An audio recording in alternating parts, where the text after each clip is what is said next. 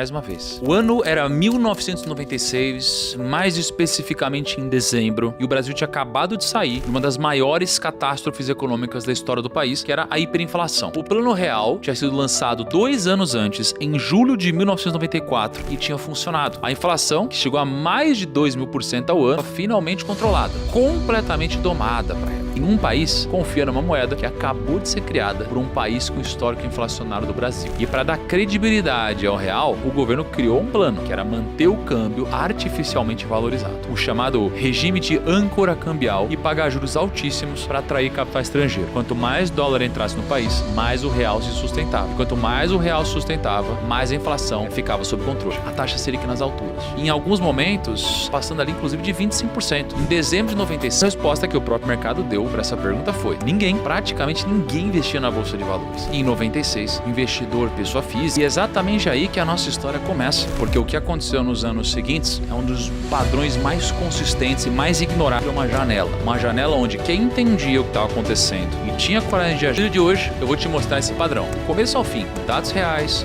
números reais, a história real. E no final, eu vou te mostrar aonde a gente está agora. E eu vou te mostrar como tudo está se repetindo mais uma vez. Só que antes da gente, aos poucos, a China foi acordando. 1 bilhão e 300 milhões de pessoas começando a construir cidades, estradas, fábricas, comprando carro, comendo carne, demandando aço, petróleo, soja, minério de ferro. O Ibovespa fez o mesmo caminho. A cada mês que passava, um novo recorde. E foi justamente aí que o investidor pessoa física começou a aparecer. Em 96, o Brasil, que tinha surfado o ciclo de forma espetacular, começou a mostrar os próprios problemas estruturais. A corrupção se alastrando e o Banco Central voltou a subir os juros. Em 2010, a Selic estava em 9%, em 2011 subiu para 11%, em 2015 chegou a mais de 13%. E as NTN-Bs, os títulos do Tesouro IPCA+, foram subindo junto. Em 2010, pagavam em média 6% ao ano, acima da inflação. Em 2014, chegaram a pagar mais de 7%, e em 2015, no pico da crise, bateram 7,6% acima da inflação. Simplesmente foi embora da bolsa, silenciosamente, mês a mês, ano a ano. O investidor pessoa física foi reduzindo a presença na bolsa, de 26% em 2009 para 11% em 2015, quase o mesmo patamar de 96. Quando parecia que o Brasil nunca mais ia se recuperar, que o ciclo começou a virar. A expectativa de reforma econômica voltou e o Banco Central, agora com uma perspectiva de inflação mais controlada, começou a cortar os juros. Ela foi para 14, 12, 10, 6,5% e em 2019 chegou a 4,5%.